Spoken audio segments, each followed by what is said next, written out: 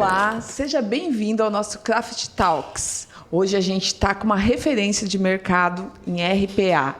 Eu sou a Kate, diretora de Tecnologia e Inovação da Craft, e a gente também tem aqui o Fábio, nosso gestor de Infra e Serviços. A gente vai conhecer tudo o que está acontecendo nesse mercado, vai explorar um pouquinho sobre como o RPA está impactando a logística internacional e vai saber também todos os segredos sobre o futuro dessa tecnologia. Bem-vindo, Rafa. Obrigado, Kate. Prazer. Conta pra gente um pouquinho sobre você, sobre sua jornada e obrigada por você estar aqui. Muito obrigado pelo convite. É uma honra estar aqui com vocês no Craft Talks. Meu nome é Rafael Pires Guimarães. Hoje eu sou gerente de parcerias e alianças da Automation Anywhere Brasil, uma plataforma de automações inteligentes, onde a gente trabalha a parte de RPA à frente da Generative AI integrada. Meu know-how ele é totalmente baseado em business voltado a negócios em automação. Então, hoje eu estou aqui representando a Automation Anywhere e é um prazer poder falar com vocês e falar um pouquinho sobre esse mercado e como a gente tem ajudado os nossos clientes e todo esse ecossistema. Muito bom. Rafa, a gente vai começar do básico. Combinado. Conta pra gente o que são esses robôs que fazem a automação dos negócios, como nasceu essa tecnologia, traz um retrospecto e aonde que a gente está nessa história toda de robotização de processos. Legal. Bom, essa não é uma tecnologia nova. Se vocês forem, vamos dizer, tiverem alguns cabelinhos brancos, vocês vão lembrar do screen scraping, né? Que é a raspagem de tela. Então, o RPA ele surge desse conceito de fazer raspagem de tela para a gente preencher dados, né? De sistemas como RP, CRM, para fazer, de fato, integrações com esses sistemas de preenchimento de dados de soluções que são altamente processuais.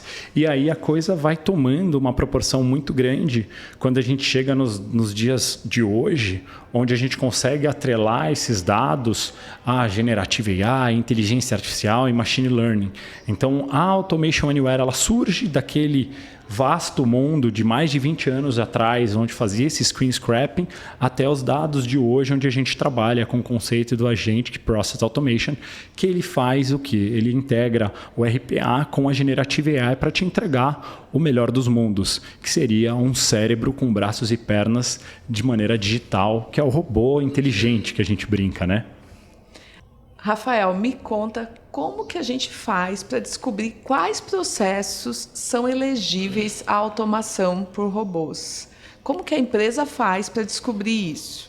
Olha, Kate, essa é uma pergunta que vale $1 milhão, né? É uma pergunta acho que todo mundo gostaria de saber como responder. Não existe um certo ou errado. Existem diversas percepções, ela está muito mais voltada a uma questão de conceito também. Porque a gente precisa elaborar o que há de melhor, o que há de mais prático para aquela corporação, ou para aquela atividade, para aquele momento. O que acontece é, um RPA ou qualquer automação que você vai colocar numa determinada área, se você não revisitar o processo, você pode estar colocando uma bomba relógio dentro daquela área, porque de fato você vai automatizar uma parte e a outra parte que você deságua aquela automação, ela não está preparada e ela pode sucumbir. Então é essa que eu brinco que é a bomba relógio. Então o momento de você fazer uma automação é um momento de transformação, onde você precisa se redescobrir como empresa. Existem, obviamente, processos que têm o Quick Win, ou Low Hanging Fruits, que você vê automaticamente ali, que traz um retorno, você tem uma liberação de poder de pessoas ou até mesmo de atendimento ao cliente, de percepção de marcas, de coisas que são qualitativas ou quantitativas para que você faça essa automação. Então, a questão aqui não é ter o processo perfeito ou um modelo que vai se adequar à sua empresa, como se adequaria para A, B, C ou D. Realmente tem que entender o negócio. Só que a gente sabe, através do mercado, dos nossos mais de 5 mil clientes, que existem processos que eles são mais corriqueiros, que você consegue ver que eles são repetitivamente sendo automatizados dentro de diversas companhias. Então, o que acaba acontecendo é que a gente tem esse potencial caminho das pedras, eu brinco. Não é um mapa da mina de ouro, mas pelo menos eu sei onde que eu consigo ir lá, entrar para ver o que eu posso trazer de retorno ou de descoberta para vocês. Então, de maneira muito sucinta, para não listar um calhamaço de processos, o que a gente vê através do Gartner, Forrester, IDC, esses órgãos que estudam e fazem o mercado, né? Eles estão ali estudando o mercado e os clientes, eles trouxeram para a gente que o mercado de RPA ele já está totalmente populado na questão de back-office. O back-office ele já está totalmente dominado, é um mar vermelho, se assim por dizer. Enquanto a parte de front-office, de atendimento, de solução ao cliente, ainda é um mercado a ser muito explorado. Então, nos próximos 3 a 5 anos, é um mercado onde que nós, como empresas e mercados de automação, de RPA, vamos explorar. É, de fato, trazer o atendimento ao cliente. Eu acho que até porque a experiência do cliente... ela é uma experiência que muitas vezes precisa de personalização. E automatizar poderia deixar aquilo muito mecânico. Agora, com a inteligência artificial, tem uma possibilidade de trazer uma personalização bem diferenciada. Muito específica. E aplicando, né, o RPA em conjunto. Então, você tem um ganho grande aí. Então, começa uma nova jornada nessa história. Exatamente. E num caso desse, a gente tem, de fato... hoje um case com a Delta Airlines que a gente faz atendimento dos clientes nos Estados Unidos utilizando o Generative AI. Então eu sei como a pessoa, qual problema ela teve, eu consigo prever também como eu preciso colocar que o meu agente trabalhe com aquela pessoa, dado o sentimento da conversa, para que não seja algo duro. Porque hoje o chatbot ele é algo que, né, basicamente é uma árvore de decisão, uma lógica booleana ali que você vai enfrentando uma árvore de decisões e no final do dia nem sempre é isso que a gente, principalmente nós latinos, né? Que a gente adora um atendimento. Tem a vendor machine e tem a fila para pegar o pão de queijo. A gente vai na fila, espera 10 minutos, porque se a gente for na vendor machine e o nosso dinheirinho cair lá e a água não cai, a gente vai ficar pé da vida. Então a gente não quer ir lá, a gente quer conversar com a pessoa no caixa. Então a gente tem essa questão de ser humanização, de humanizado, de de estar um pouco mais próximo. Então a Generative AI, ela de fato vem para trabalhar com isso, porque o robô é exatamente isso. Você precisa conhecer todos os acertos e todos os erros. Tudo que for um erro ou um acerto que não é projetado, ele vai quebrar, ele vai avisar que não vai dar certo, ele vai parar. Então a gente precisa saber uma matriz MIS, no sentido do acerto e do erro, a gente tem que ter isso. Agora, quando a gente leva uma Generative AI, o mundo é outro, a gente consegue capacitar e trazer conhecimento.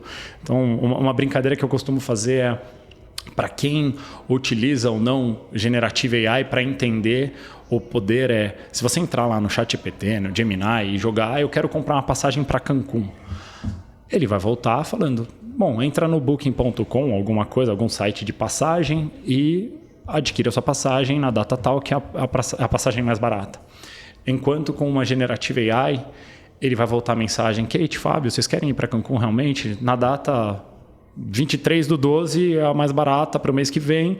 Podemos comprar? Sim. Então me entrega seu cartão de crédito aqui, me fala. E ainda vejo aqui uma outra oportunidade, né, no Caribe, que talvez seja mais interessante para Pode você. Pode ser, exatamente. Então você tem um mar de oportunidades, né? Abre-se um novo leque aí de aplicabilidade para automação. Com certeza. Ô Rafa, então, pelo que você disse, nem todos os processos, não somente os processos que são repetitivos e previsíveis, são passíveis de automação, né? Tem muito mais, as possibilidades são muito maiores, né? Correto, é exatamente isso, Fábio, porque se a gente for ponderar ou colocar dentro de uma matriz, pensando em complexidade e tempo, a gente vai encontrar diversos processos que tem dentro dessa matriz. Só que nem todo processo que ele é rápido e fácil, ele justifica o retorno. Às vezes faz muito mais sentido a gente continuar a deixar um humano fazendo, porque ele é muito mais barato do que colocar uma automação. A automação, de fato, ela entra num valor muito bom, porque ela trabalha 24/7. 365 dias no ano, não tira férias, não sai para tomar café, não faz fofoca, não reclama. Então, é algo muito vantajoso. Porém, a gente precisa também escolher quais são os processos ideais. Existem processos que eles são totalmente inerentes, porque a gente pode estar falando de questões de legais ou de que os dados não estão devidamente estabelecidos num campo onde a automação consiga levar isso de ponta a ponta. Então, existem questões que a gente precisa, sim, de fato, estudar. Mas, de fato, a automação ela vem também para diminuir ou melhorar a experiência desse colaborador no dia a dia da empresa. Então, tem muitas atividades que a gente faz no dia a dia que são daquela pessoa, daquela área, que só ela faz no dia a dia dela, que ela consegue automatizar. Só que nem sempre isso faz sentido. E tem um modelo de cálculo? Tem uma fórmula para a gente calcular se aquele processo é elegível ou não à automação, para conseguir mensurar o Claro, valor dele? claro. A gente consegue entregar tudo isso porque isso faz parte de qualquer análise de mercado pensando em automações. Você tem uma ferramenta, você tem um custo, né? E você tem uma pessoa e você tem esse retorno. Então, com base em tudo isso, a gente consegue estipular. Quando muitos clientes já têm a plataforma, o seu custo já está diluído. Então, se você tem robô para poder operacionalizar, maravilhoso. Agora, se eu sou um cliente, eu sou uma empresa nova, que eu desejo começar a utilizar e eu tenho um processo que quem faz é um estagiário, provavelmente você não vai conseguir escolher uma plataforma tão parruda. E o que diferencia uma plataforma da outra são as vantagens do desenvolvimento dela, que são mais rápido. Você tem uma questão de governança, de gerenciamento, de auditoria. Então você traz uma robustez também para a sua operação que, dependendo do que a pessoa quer fazer, ela não necessita. Que não é o caso da gente aqui no nosso ecossistema. A gente precisa ter a gente precisa fazer curva 300 por hora. Tem duas questões enquanto você estava falando que me veio. Que a primeira é a questão da curadoria dos robôs, né? Que é essa mentoria dos robôs, porque eu acho que as empresas às vezes elas criam esse ROI baseado na substituição simplesmente de pessoas, né? E o robô ele precisa de monitoramento, né? Ele precisa de se adaptar aos processos. A gente não só como TI, a gente não consegue cobrir tudo. O negócio ele precisa ser dono daquele robô, né? Precisa ter aquele robô como parte do time dele, Com certeza. Entregando aquela atividade e dando feedback, inclusive, né? Se a atividade está funcionando ou não. O dono da atividade se empodera da atividade e passa a ter responsabilidade em relação à atividade, né? É sobre a atividade, né? É sobre aquele processo. Não é sobre simplesmente delegar, né, para uma outra área, para uma área de tecnologia ou para um robô. Então, acho que tem essa questão aí também de trazer um pouco de maturidade, né, de como funciona todo esse processo e como funciona essa construção, que não deixa de ser uma construção, muitas vezes, entre TI e negócios, né? Mas que fica ali, não tem uma nova raça, né? Uma nova raça que precisa ser criada. Exato, precisa ser um filho desses dois pais, né? Dessas duas mães, porque realmente existe uma guarda compartilhada, isso mesmo, porque você tem essa questão de você não delegar. Eu acho que TI não deveria ter a responsabilidade de redesenhar todo o processo de uma área de negócio, mas sim o poder de ajudar a área de negócio a utilizar ferramentas que empoderem ele a remodelar a área de negócio para que ele tenha êxito. Então é uma guarda de fato compartilhada e não é porque o robô está lá que ele vai ser esquecido. As pessoas... É maravilhoso, porque ninguém vai precisar fazer mais aquele processo. Então você não precisa mais lembrar de como fazer o processo. Mas esse processo a gente fazia há 20 anos assim, agora ninguém mais sabe, porque é o robô que faz.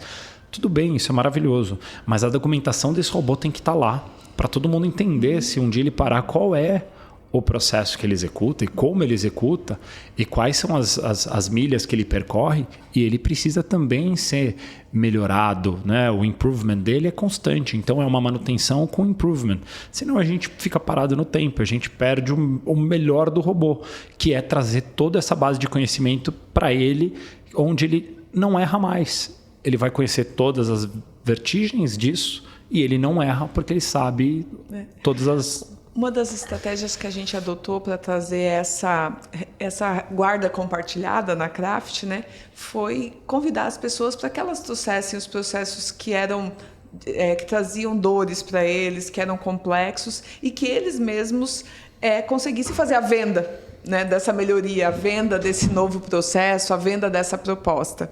E agora a gente está, né, numa jornada aí de construção coletiva dessas automações e transformando esses processos dos times. Eu acho que a gente chega no modelo que eu considero hoje que a gente vai chegando no modelo realmente colaborativo, né, onde a gente consegue conectar o ecossistema, negócio, tecnologia interno e com os nossos fornecedores, com os nossos parceiros, com quem está no jogo com a gente também em tecnologia. Esse movimento de ecossistema, de construção, você me falou que já vem vendo esse movimento acontecendo. Você acredita que esse é um dos caminhos para realizar isso? Como que você vê o futuro das organizações nessas construções? Olha, Kate, essa pergunta para mim ela é muito clara como a luz do sol. Hoje eu detenho a cadeira aqui no Brasil de gerente de alianças e parcerias, então a questão de ecossistema para mim ela é algo que eu respiro o dia inteiro. Então eu vejo negócio entre 5, 6, 10 empresas conectadas fazendo negócio entre si para levar uma solução para um cliente. Então eu acho que isso é fundamental para qualquer empresa, para qualquer corporação. Não dá para você querer ganhar um jogo sozinho. Você precisa sim parcerizar, montar esses seus ecossistemas, ter os seus parceiros de segurança que vão te levar para um outro patamar, porque é assim que a gente acaba construindo, de fato, relações duradouras e com um ecossistema muito robusto. Então, hoje na Automation Anywhere a gente preza muito por isso, por essa questão de ecossistema. É uma honra estar aqui nesse ecossistema, apoiando vocês nesse movimento de trazer essa transformação, de poder trazer esse poder de fogo para vocês nesse momento que é fundamental não de redescoberta, mas de fato de pensar diferente, de trazer coisas que realmente são fora da caixa, de que a gente pode melhorar, de trazer ganhos, de trazer produtividade, de trazer experiência, não só internamente como externamente, que é onde que de fato a gente vai trazer um ganho exponencial, ganhar o cliente. Às vezes o NPS ele é muito mais importante do que você aumentar o ticket do cliente, porque às vezes você aumenta o ticket do cliente ele vai embora depois. Então o ecossistema ele é fundamental para tudo e eu acredito que quem não esteja fazendo parte de algum ecossistema está fadado ao fracasso. Né? Corre que o bicho vai pegar, gente.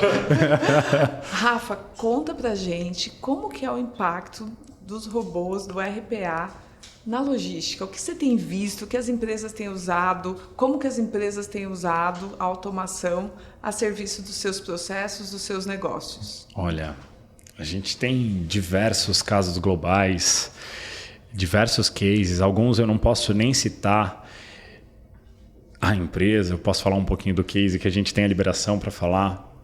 E é uma coisa assim que a gente vê da coisa mais simples para a coisa mais complexa, onde existiriam 15, 20, 30 pessoas trabalhando 20, 30 pessoas trabalhando numa área para fazer um determinado processo e a gente consegue trazer um robô. Então a gente está falando de espaço de carga, parte de emissão de nota fiscal, controle de emissão, a parte de container para saber o que está dentro, o que não está, para onde que vai, para onde que vem. A gente tem a questão de portos, então a gente tem clientes que fazem a gestão de portos, então eles precisam entender dos barcos que vão chegar, dos barcos que vão sair, quanto tempo fica, quanto tempo o outro vai atracar. Então tudo isso de maneira automatizada. O RPA ele vem para somar e para trabalhar aonde a gente quiser, desde que a gente consiga minimamente trazer esses potenciais ganhos, porque se não justificar não faz sentido a gente integrar. Então tem questões de embarcador, frete, tem um monte de soluções que a gente pode desmembrar aqui e até as próprias que a gente tem usado aqui em conjunto, né, no Grupo Craft, para que a gente faça esses ganhos. Eu acho que até uma pergunta legal para quem está em casa hoje ouvindo a gente ou aonde quer que vocês estejam. Vocês topam falar o que seria, onde que vocês estão usando? Você me voltou com uma pergunta, eu quis falar, mas ao mesmo tempo eu gosto de ouvir. Vocês são nossos parceiros, assim como nós somos de vocês. Aonde vocês estão utilizando? E já que a gente falou de ecossistema e toda essa parte de inovação, e a gente está vivendo isso hoje dentro da Craft, quais que são os planos de vocês, muito pensando bom, em automação? Eu voltei de entrevistado para entrevistador. Quem sabe faz ao vivo. Eu acho que a gente tem uma oportunidade gigantesca na Craft, porque o comércio exterior, a logística internacional, ela ainda foi pouco tocada pela automação. Para uma carga vindo da China até aqui, a gente tem cerca de 15 intervenientes numa carga de sucesso. E esses intervenientes produzem documentos, produzem dados, produzem informações estruturadas e não estruturadas. E como é que a gente conecta tudo isso e transforma em conteúdo de valor para o nosso cliente? Então, a gente tem assim, um mar, né, para explorar e de possibilidades. A gente agora está trazendo aplicabilidades diretas em leituras de documentos, utilizando OCR, simulando digitação de documentos, entrando com dados de faturas, fazendo conciliações. Então, a gente tem robôs aqui em várias frentes, tanto no financeiro como no Customer Services.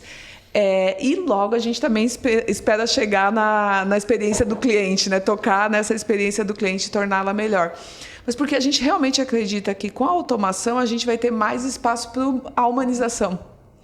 A gente vai ter espaço para dar mais atenção para o nosso cliente e uma atenção que vai trazer realmente riqueza para ele. E não simplesmente, às vezes, responder um jornal velho, né? Porque como esses dados são todos desestruturados e eles estão distribuídos, as 3 perguntas que ele faz todo dia para nós, que é: onde está minha carga? Quando minha carga chega e a que custo? São as perguntas mais difíceis de responder todos os dias, mesmo com uma jornada tão muitas vezes estruturada, né? Porque a gente tem esses gaps aí no caminho, né, que não permitem que a gente conecte essas informações. Então, eu vejo, principalmente agora, com a IA aplicada diretamente à automação, eu vejo um mar de possibilidades, e esse é só o começo da nossa jornada, né? A gente está há 1 ano nessa parceria e eu tenho certeza que vai ser próspera e a gente vai gerar bons resultados para a organização. E agradeço a tua participação, foi incrível. Obrigado. Acho que é só o começo dessa história, né? A gente está aqui explorando a automação na Craft. Esse é o primeiro capítulo, porque eu espero que a gente volte aqui para contar como é que está sendo a experiência do cliente com a automação. Quero ver, hein? Essa eu quero ver. É isso mesmo. Esse é o grande desafio, né? Colocar isso na prática. E assim, vocês estão no caminho certo.